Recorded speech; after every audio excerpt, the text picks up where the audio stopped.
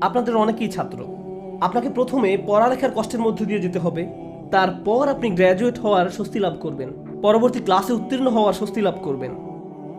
আপনার চাকরির জায়গায় কঠিন পরিশ্রম করতে হবে বোনাসের স্বস্তি লাভ করার পূর্বে, প্রমোশন লাভ করার পূর্বে। কষ্ট ছাড়া এসব ঘটে না। আপনাকে আগে খাদ্যাভ্যাস ঠিক করতে হবে, স্বাস্থ্যকর খাবার খেতে হবে ভালো স্বাস্থ্য লাভ করার পূর্বে। কোনো রোগীকে হয়তো আগে অপারেশনের কষ্টের মধ্যে দিয়ে যেতে হবে সুস্থ হওয়ার আনন্দ উপভোগ করার পূর্বে। এভাবেই আল্লাহ জীবনকে তৈরি করেছেন। আপনাকে কষ্টকর অভিজ্ঞতার ভেতর দিয়ে যেতে হবে যদি স্বস্তি লাভ করতে চান। এটাই আল্লাহ ডিজাইন। ব্যাপারটা এমনই। আপনি এ কথা শোনার পর হয়তো ভাবতে পারেন, আমি তো এখন কঠিন সময় আছি, তার মানে সামনে সহজ সময় আসছে, আর এজন্য আমি এখন বিশ্রাম করব আর সহজ সময় আসার অপেক্ষা করব। না, আল্লাহ আমাদেরকে গভীর একটি বিষয় সম্পর্কে জানাচ্ছেন। আপনাকে কঠিন সময়ে কঠোর পরিশ্রম করে যেতে হবে। বসে বসে এমনটি ভাবলে হবে না যে আল্লাহ তো সহজের প্রতিশ্রুতি দিয়েছেন, তাই আমি তার অপেক্ষায় থাকবো আর বসে বসে কাঁদবো। No. এই জন্য তিনি পরের আয়াতে আমাদের রাসূল সাল্লাল্লাহু আলাইহি সাল্লামকে বলছেন, ফাইদা ফারাগাতা ফানসাব। শক্তিশালী একটা বাক্য। অর্থ, অতএব যখন আপনি অবসর পান পরিশ্রম করুন। স্বস্তি এবং কষ্টের সাথে এর সম্পর্ক কি? স্বস্তি এবং কষ্টের সাথে এর সম্পর্ক কি? আল্লাহ চান না আমি আর আপনি যেন অলস হয়ে বসে থাকি। যখন আমরা কোনো কঠিন সময় থাকি তখন আল্লাহ চান আমরা যেন প্রচুর পরিশ্রম করি। অন্য মানুষদের দেখবেন যখন তারা কোনো কঠিন সময় পতিত হয় সবকিছু ছেড়ে দিয়ে একেবারে হতাশ হয়ে বসে থাকে। তারা নিরাশ হয়ে পড়ে, উদ্বিগ্ন হয়ে পড়ে, সবকিছু বাদ দিতে শুরু করে। কিন্তু বিশ্বাসীদের বেলায় যখন তুমি কঠিন কোনো পরিস্থিতিতে পড়ো তখন তুমি অবসর পেলেই নিজেকে কঠোর পরিশ্রমে নিয়োজিত করো, নিজেকে কাজে লাগাও, উৎপাদনক্ষম বানাও। উলামারা এই আয়াত নিয়ে প্রচুর মন্তব্য করেছেন। যখন দাওয়ার কাজ থেকে অবসর পান তখন নিজেকে ইবাদতের কঠোর পরিশ্রমে নিয়োজিত করুন। ইবাদত থেকে অবসর পাওয়ার পর দাওয়ার কাজে আত্মনিয়োগ করুন। রাসূলুল্লাহ সাল্লাল্লাহু আলাইহি সাল্লামকে বলা হচ্ছে, এক কাজ থেকে অবসর পাওয়ার পরে অন্য কাজে নিজেকে ব্যস্ত রাখুন। আমার আর আপনার জন্য প্রশ্ন হলো, কত সময় আমরা অপচয় করি এমনটা ভেবে যে জীবন কত দুর্বিষহ। অলস হয়ে বসে থাকি, কিছুই করি না, নিজের মনকে নেতিবাচক চিন্তায় ডুবিয়ে রাখি, সম্পূর্ণ অকার্যকর আর অকর্মণ্য হয়ে বসে থাকি। অথচ আল্লাহ বলছেন, তোমার হাতে অনেক বেশি অবসর সময় আছে আর তুমি এই সময়ে কোনো কাজেই লাগাচ্ছ না। যখন আপনি নিজেকে কোনো পরিশ্রমে নিয়োজিত না করেন তার মানে আপনি কষ্টকে জেতার সুযোগ দিচ্ছেন। আয়াতটা শুরু হয়েছে ফা অক্ষর দিয়ে, ফা আস-সাবাবিয়া, অর্থাৎ অতএব। তুমি যেহেতু স্বস্তি কামনা করো তাই তোমার নিজেকে পরিশ্রমে নিয়োজিত করতে হবে। এটা শেখার ফলে তোমার উচিত নিজেকে পরিশ্রমে নিয়োজিত করা। তাই আমার আর আপনার উচিত একটি অর্থপূর্ণ এবং প্রোডাক্টিভ জীবনযাপন করা। মাঝে মাঝে জীবনে অতিরিক্ত চাপের কারণে আমরা ভেঙে পড়ি। আমরা সহজেই একেবারে ভেঙে পড়ি দুঃখ, হতাশায়, উদ্বেগ বা উৎকণ্ঠায়। এরকম হওয়া দোষের কিছু নয়, কিন্তু আমাদেরকে শিখতে হবে কিভাবে আল্লাহর কিতাবের মাধ্যমে এই কষ্টকর অভিজ্ঞতার সময় মানসিক শক্তি অর্জন করব। রাসূলুল্লাহ সাল্লাল্লাহু আলাইহি সাল্লাম যেসব কাজে নিজেকে ব্যস্ত রাখতেন তা ছিল দুই রকমের। এটা মনে রাখতে চেষ্টা করুন। দুই ধরনের কাজ আছে যা আপনাকে ব্যস্ত রাখতে পারে। আমি আপনাদের জন্য তৃতীয় আরেকটি যুক্ত করব। রাসূলুল্লাহ সাল্লাল্লাহু আলাইহি সাল্লাম হয় এমন কোনো কাজে নিজেকে ব্যস্ত রাখতেন যাতে আল্লাহকে খুশি করত, অথবা তিনি এমন কোনো কাজে ব্যস্ত থাকতেন যা আল্লাহর কোনো সৃষ্টির উপকার করত। তিনি হয় শুধু আল্লাহর জন্য কিছু করতেন, নামাজ পড়া, জিকির করা, এই কাজগুলো ছিল শুধু আল্লাহর জন্য, অথবা তিনি কাউকে সাহায্য করতেন, তিনি কাউকে পথ দেখাতেন, শিক্ষা দিতেন, এমনকি তিনি মানুষকে জীবিকা উপার্জনের জন্য সাহায্য করতেন। এভাবে তিনি অন্য মানুষদের সব ধরনের সাহায্য করতেন। এখন আপনি নিজেকে প্রশ্ন করুন, এই দুই ধরনের কাজের কোনটি আপনি করছেন? আমি কি এমন কিছু করছি যা আল্লাহকে খুশি করছে, বা আমি কি এমন কিছু করছি যা কারো জীবনে স্বস্তি নিয়ে আসছে? মূলত আল্লাহ অন্য একটি সূরায় রাসূলুল্লাহ সাল্লাল্লাহু আলাইহি সাল্লামকে এই কাজগুলো সম্পর্কে বলেছেন, ফাআম্মাল ইয়াতীমা ফালা তাকহার ওয়া আম্মাস সাইলা ফালা তানহার ওয়া আম্মা বিনিআমাতি রাব্বিকা ফাহাদ্দিস। সুতরাং আপনি এতিমদের প্রতি কঠোর হবেন না, আর ভিক্ষুককে আপনি ধমক দিবেন না।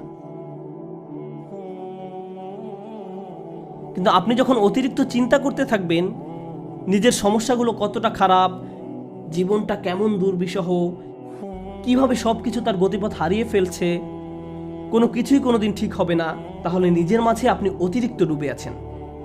আপনি নিজেকে নিয়েই পড়ে আছেন। এভাবে নিজেকে নিয়ে পড়ে থাকলে আল্লাহর সাহায্য আসে না। এভাবে আল্লাহর সাহায্য আসে না। আল্লাহ বলেন, ওয়া ইলা রাব্বিকা ফারগাব, এবং আপনার পালনকর্তার প্রতি মনোনিবেশ করুন। আমি আর আপনি যে সমস্যাগুলোর মাঝে দিন পার করছি, আজ সেগুলোকে অনেক বেশি, অনেক বড় বলে মনে হয়, সমস্যা ছাড়া আর কিছু নিয়ে আমরা ভাবতে পারি না, কিন্তু একটু সামনে এগিয়ে চিন্তা করলে বুঝবেন আমরা সবাই একটা গন্তব্যের উদ্দেশ্যে ছুটছি, আর সেই গন্তব্যটি হলো আল্লাহর সাক্ষাৎ। ওয়া আন্না ইলা রাব্বিকাল মুনতাহা। যদি এই ব্যাপারটা ভুলে যান যে আপনি একটি রেলগাড়ির ভিতরে আছেন, বুঝতে পারেন বা না পারেন আপনি আল্লাহর দিকে ছুটে চলছেন, আপনি কিন্তু নিশ্চলভাবে দাঁড়ানো অবস্থায় নেই। আপনার সমস্যাটি জীবন থামিয়ে দেয়নি, জীবন এখনো এগিয়ে চলছে। আমার আপনার আল্লাহর সাথে দেখা হবেই। আপনি যখন বুঝবেন আমি যাই করি না কেন এই ভ্রমণ থামানোর কোনো উপায় নেই, তখন আপনার পক্ষে নিজের গন্তব্যের প্রতি মনোনিবেশ করা অনেক সহজ হবে। এই মুহূর্তে আমি যে এলাকা অতিক্রম করছি, যে সমস্যাপূর্ণ এলাকা অতিক্রম করছি, একসময় এটা পার হয়ে যাবে, কারণ এটা আমার গন্তব্য নয়। আমার গন্তব্য হলো আল্লাহ আজ্জা ওয়া জাল্লা। এভাবে নিজের মাথায় একটা চিত্র তৈরি করুন। মনে করুন একটি পথ দিয়ে কোথাও যাচ্ছেন, আর পথিমধ্যে কোনো জায়গায় প্রচন্ড দুর্গন্ধ নাকে এসে লাগলো। যদি চলতে থাকেন গন্ধটা একসময় চলে যাবে, এটা সব সময় আপনার সাথে থাকবে না। চলতে থাকলে একসময় ভালো একটা জায়গায় এসে উপনীত হবেন। আপনাকে হয়তো ভয়ঙ্কর কোনো অঞ্চলও অতিক্রম করতে হতে পারে, আপনি চলতে থাকলে ওই অঞ্চলও পার হয়ে যাবেন। জীবনটা এমনই, আমাদেরকেও এভাবে জীবনের সমস্যাগুলো অতিক্রম করে যেতে হবে। আর আল্লাহ আজ্জা ওয়া জাল্লা বলছেন আপনার আমার জীবনের প্রতিটি ভ্রমণেরই একটি উদ্দেশ্য আছে। আমাদের নিজেদের শুধু একটি প্রশ্ন করতে হবে, আমরা কি পরিশ্রম করছি? দিন শেষে আমরা কি করছি? তৃতীয় যে ব্যাপারটি নিয়ে আজ কথা বলবো, আগে আমি বলেছিলাম মহানবী সাল্লাল্লাহু আলাইহি সাল্লাম হয় আল্লাহর সন্তুষ্টির জন্য কিছু করতেন, নতুবা তার সৃষ্টির উপকারার্থে কিছু করতেন। আর আমাদের বেলায় দিনের অধিকাংশ সময় আমরা আত্মসেবায় ব্যয় করি। অবশ্যই আমাদের বিভিন্ন জিনিসের প্রয়োজন রয়েছে, আমাদের খাবারের দরকার, পোশাক পরিচ্ছদ প্রয়োজন, চাকরি বাকরি করতে হবে, কিন্তু অবসর সময় আমি কি করি? আয়াতটি কিন্তু আপনার দিনের 24 ঘন্টা সময় নিয়ে কথা বলছে না, আয়াতটি আপনার ফ্রি সময় নিয়ে কথা বলছে। আচ্ছা ঠিক আছে, আপনার এক্ষেত্রে কিছুই করার নেই, আপনাকে ভোর 5টায় ঘুম থেকে উঠতে হয়, 6টার মধ্যে অফিসে পৌঁছতে হয় এবং সন্ধ্যা 6টা পর্যন্ত অফিস করতে হয়, 7:30টা পর্যন্ত ট্রাফিক জ্যামে আটকা থাকতে হয়। ঠিক আছে, কোনো সমস্যা নেই, আপনার কোনো অবসর নেই। কিন্তু যখন অবসর পান তখন কি করে সময় পার করেন? যখন ফ্রি থাকেন সে সময় কি করেন? আল্লাহ আপনার জীবনে সহজ সময় আনবেন কিনা তা নির্ভর করে আপনার অবসর সময় আপনি কি করেন তার উপরে। অবসর সময়ের কর্মকাণ্ড তা নির্ধারণ করবে। আপনি নিজের প্রতি সৎ থেকে আমাদেরকে প্রশ্ন করতে হবে, অবসর পেলে আমরা কি করি? আর আমাদের ছেলে মেয়েদের কিভাবে অবসর কাটাতে শেখাই?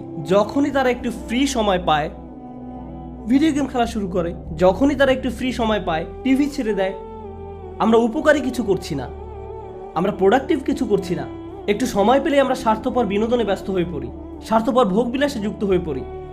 মাথার মধ্যে শুধু এই চিন্তাগুলো ঘুরপাক খেতে থাকে, দুপুরে কি খাবো, রাতে কি খাবো, কোন সিনেমাটা দেখবো, কিছু দেখতে চাও, কিছু খেলতে চাও। দিন রাত সারাক্ষণ শুধু বিনোদন, ভোগবিলাস আর অর্থহীন রঙ্গরসে ডুবে থাকা। আমাদের জীবন এমনই হয়ে গিয়েছে। কিভাবে এটা ফানসাব? এটা ফানসাব নয়, আল্লাহর এই নির্দেশে ফাইজা ফারাগতা ফানসাব। কোন ব্যক্তি যদি এভাবে আমোদ প্রমোদের মাঝে নিজেকে হারিয়ে ফেলে তখন কি হবে জানেন? এগুলো তার জীবনকে আরো কঠিন করে তুলবে। আমি বলছি না আপনি কোনো কিছু খেলতে পারবেন না বা কোনো ধরনের বিনোদন করতে পারবেন না। আমি জানি এটা গ্রীষ্মের সময়, স্কুল ছুটির কারণে বাচ্চারা এখন খেলাধুলা করতে চায়, এটা ঠিক আছে, কিন্তু তাদেরকে একই সাথে শেখাতে হবে কিভাবে সময়ের উত্তম ব্যবহার করতে হয়। তারা এটা শিখতে পারবে না যদি তারা আপনার কাছ থেকে না শেখে। আমরা যদি অবসর সময় পেলেই অপচয় করা শুরু করি, অর্থহীন কাজে নষ্ট করে ফেলি, উপকারী কোনো কাজে সময় ব্যয় না করি, তাহলে তারাও এই অভ্যাস আমাদের কাছ থেকে আয়ত্ত করবে। আমরা দৃষ্টান্ত রেখে যাচ্ছি, আমরা আমাদের আচার আচরণকে তাদের জন্য অনুকরণীয় হিসেবে উপস্থাপন করছি। আমরা এই আয়াত অনুযায়ী জীবনযাপন করলে তারা প্রশ্ন করবে, কেন তুমি সারাক্ষণ ব্যস্ত থাকো? কেন আমরা সব সময় কাউকে না কাউকে সাহায্য করি? আমরা এতবার মসজিদে কেন যাই? আমরা সারাক্ষণ এটা ওটা শিখছি কেন? আমাদের অবসর কোথায়? ফাইদা ফারাগতা ফানসাব, অর্থাৎ অতএব যখন অবসর পান পরিশ্রম করুন।